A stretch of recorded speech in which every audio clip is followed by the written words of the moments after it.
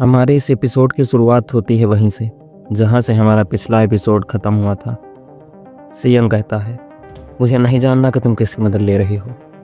क्या क्या तुम सच में नहीं जानना चाहते उन लोगों के बारे में जो मेरी मदद कर रहे हैं मेरा बदला पूरा करने में?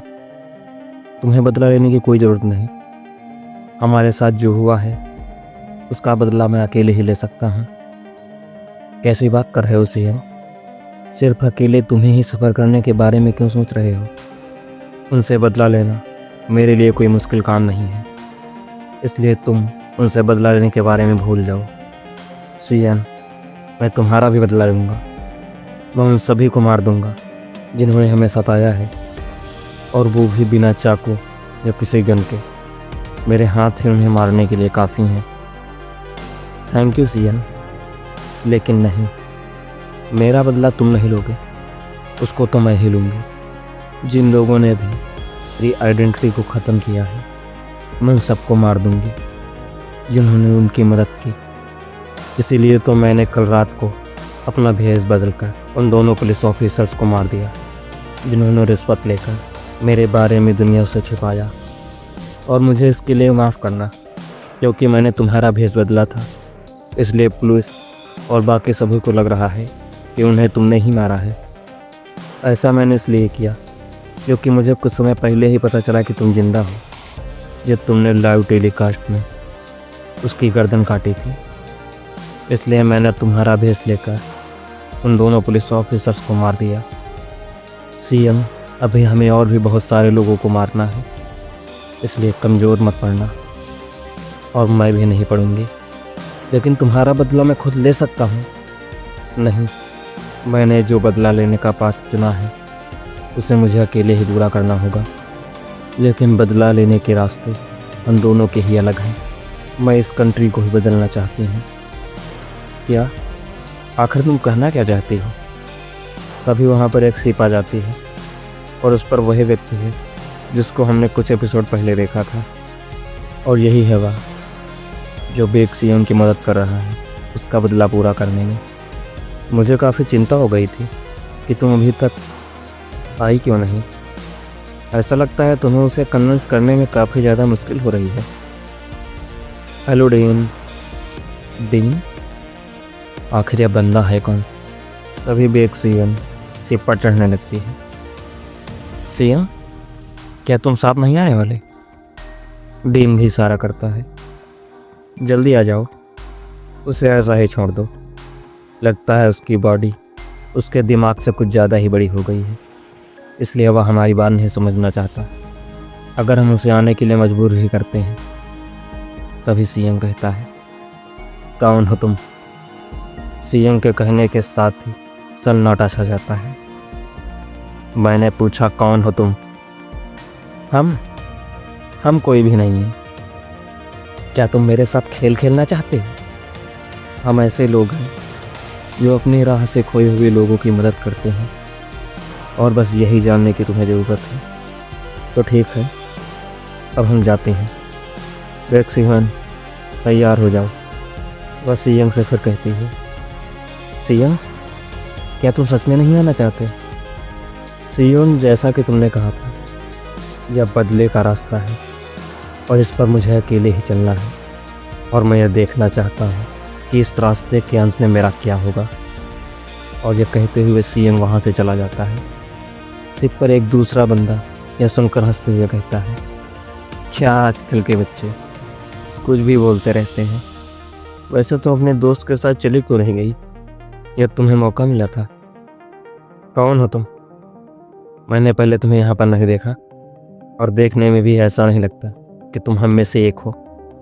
वह बेक को इग्नोर करता हुआ आगे बढ़ता है। मुझे ऐसे ट्रीट मत करो कि जैसे मैं तुम्हारे मेंटल हॉस्पिटल का कोई पेशेंट हूँ।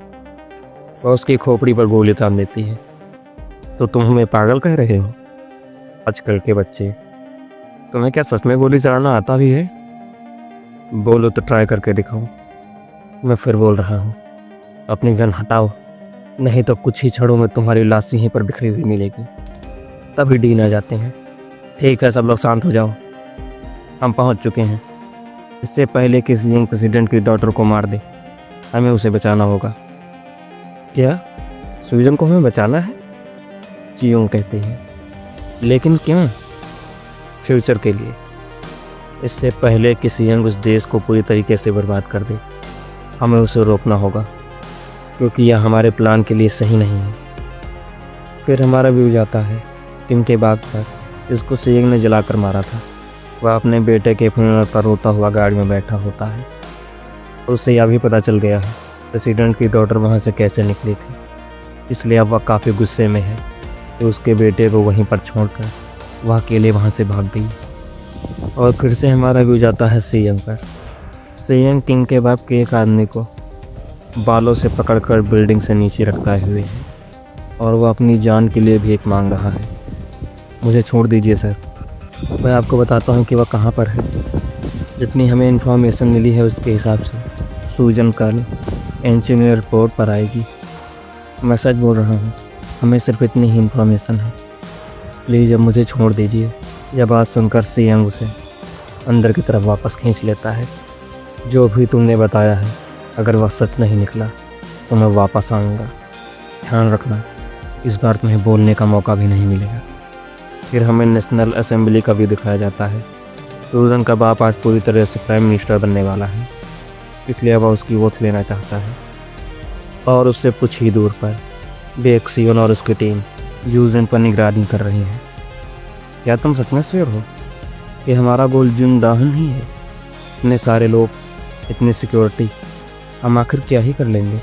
तुम बस इंतज़ार करो सियोंग के आने का, उसके बाद तुम्हें सब समझ में आ जाएगा। या वह यहाँ पर आने भी वाला है? मैं सीधे तौर पर तो नहीं कह सकती कि सियोंग आखिर क्या करेगा, लेकिन इस चीज़ पर मैं पूरा कंफर्म हूँ कि वह यहाँ पर आएगा ज़रूर, क्योंकि जॉन डाहन उन 8 में से एक है। कभी उसका साथी कहता है। लेकिन हमें केयरफुल रहना होगा जब हम वापस जाएं, और हम यहाँ पर भी बहुत ज़्यादा देर तक नहीं रुक सकते, यह हमारे लिए ही खतरा साबित होगा, बेक सियोंग कहते हैं। तो तुम्हें क्या लगता है, सभी कुछ जाकर मैं मार दूँ? फिर हमें सियोंग का व्यू दिखाया जाता है। सियोंग बिल्डिंग्स को फांदता हुआ नीचेवन इंटरनेशनल एयरपोर्ट पर पहुँच जाता है। सियोंग को जैसे ही लोग देखते हैं वहाँ से भागना शुरू कर देते हैं। फिर हमें फ्लैशबैक का भी दिखाया जाता है।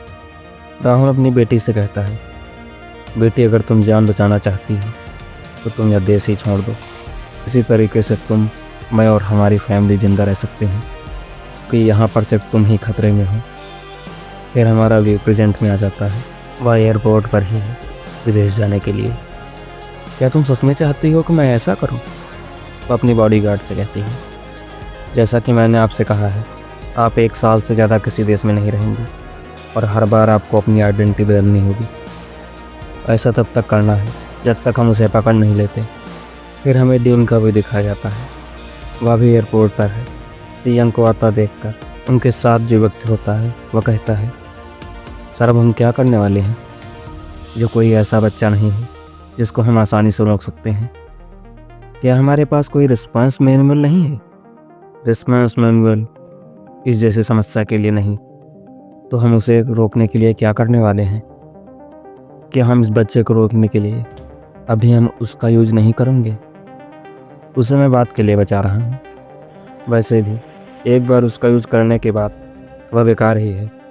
लेकिन डीन, अगर ठीक है, मैं तुम्हारी बात समझ रहा हूँ, हम इस सिचुएशन को भी कम नहीं समझ सकते। वह वैसे भी हमसे पूरी तरह से अलग व्यक्ति है और वह काम को अच्छा करने के बजाय बर्बाद कर देता है। कभी वह रेडियो उठाता है और किसी से बात करता है। क्या तुम वहाँ हो? स्पेशल एजेंट कान विजन रिपोर्टिंग सर। कितना समय लगेगा जांग साजन को प्लेन से टेक ऑफ करने में? यही कोई 20 मिनट सर। ठीक है, जल्दी करो। वैसे मैं बता दूं, सियोंग भाई यहीं पर आ चुका है। अगर कुछ भी गड़बड़ हो तो बैकअप प्लान चालू कर देना। और यहीं पर हमारे इस एपिसोड का अंत हो जाता है। अगर आपको हमारी वीडियो पसंद आती है तो वीडियो को लाइक करें, चैनल को सब्सक्राइब करें और कमेंट करके ज़रूर बताएं आपको हमारा वीडियो कैसा लगा।